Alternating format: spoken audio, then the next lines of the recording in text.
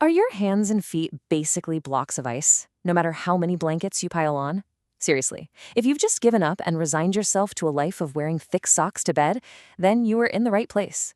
We're about to pull back the curtain on the real culprit behind your icy extremities, and trust me, it is probably not what you think. Let's get right into it. For so many of us, this quote just hits different. It's so true. This isn't just about feeling a bit chilly, is it? No, it's a constant, draining battle. It's that sinking feeling you get when the first autumn leaves start to fall because you just know months of discomfort are right around the corner. It's the sheer misery of never ever feeling truly warm, that bone-deep shiver, and those sleepless nights because your feet are just too cold to even relax. In Korean medicine, they actually have a name for this whole experience, sujok ningjang. But for most of us, we just call it life. We tell ourselves all sorts of things, right? Oh, it's just my age, or it's my bad genetics, or I was just born with bad circulation. But what if it's not some unchangeable fact of life? What if the real cause is something you're doing every single day without even realizing it? Okay, so to get to the real answer, we first have to talk about the usual suspect. For decades, we've all been sold one big story about what clogs up our circulatory system. It is time to throw that story out the window. Think about it. When you hear poor circulation, what's the first thing that pops into your head? It's cholesterol, right? We have this picture in our minds of cholesterol being like, thick grease building up inside a drain pipe, just slowly choking off the flow until only a tiny trickle of blood can squeeze through to your hands and feet. It's a simple idea, it makes sense, but it's also completely wrong. So this is where we have to do a complete 180 in our thinking. Cholesterol's not the villain here. It's not the one vandalizing your blood vessels. It's actually the emergency repair crew. Think of it like paramedics that your body sends to the scene of an accident. Cholesterol is a healing agent. It's like spackle or cement sent to patch up damage. So the real question isn't why cholesterol is there. It's why it had to be called in for repairs in the first place. And that, my friends, brings us to the main event. If cholesterol is just the patching crew, what's causing all the damage that needs this constant repair work? Well, let's meet the real perpetrator. This is the million-dollar question, isn't it? If your entire circulatory system is in a constant state of emergency repair, what on earth is causing this relentless assault? The answer has been hiding in plain sight, right there on your plate, at pretty much every single meal. Yep, the true source of all this damage isn't fat. It's not cholesterol. It's carbohydrates and sugar.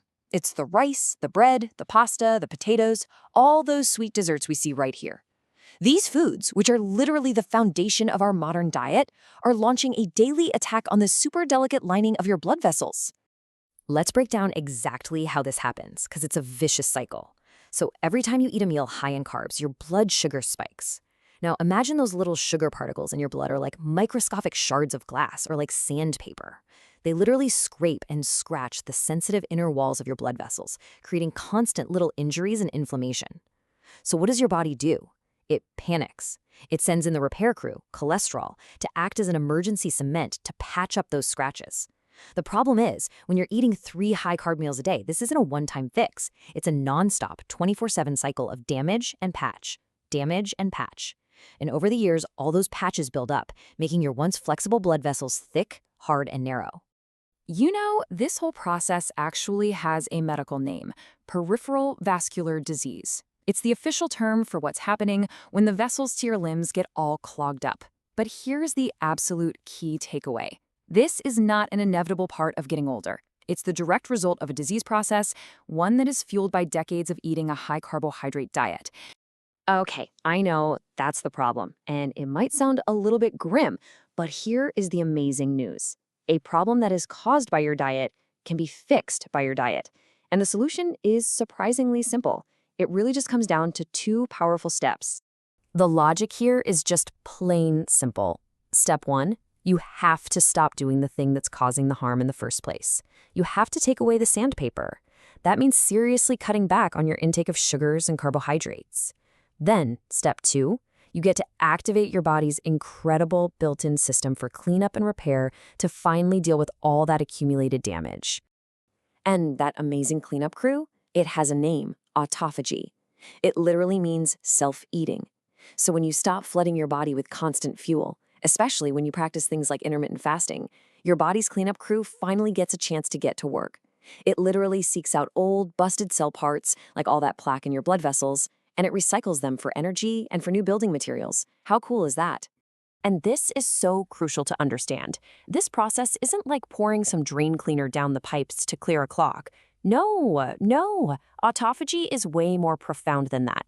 It's like your body is hiring a demolition crew to not just unclog the old rusty pipes, but to literally tear them out and replace them with brand new, flexible ones. We are talking about a deep cellular renewal. So, what does this actually feel like in real life? What happens when you stop the damage and you kickstart this incredible repair process? Well, the result isn't just some number on a medical chart, it is a complete and total transformation of your daily life. I love this image because it perfectly captures what happens. Those narrow, congested little alleyways that your blood was struggling to get through, they become wide open 8-lane superhighways. Your heart can finally easily pump warm, oxygen-rich blood to every single last capillary in your fingers and your toes. I mean, just look at this contrast. Before, you've got stiff, narrow vessels, a tiny trickle of blood flow, and a body that just feels cold and tired all the time. But after, you get flexible, wide-open vessels, a powerful rush of blood, and a body that feels warm and energized from the inside out. And this is why it all matters. Just take a second and imagine what that actually feels like. The pure joy of kicking the covers off, of putting those sleeping socks away in a drawer for good.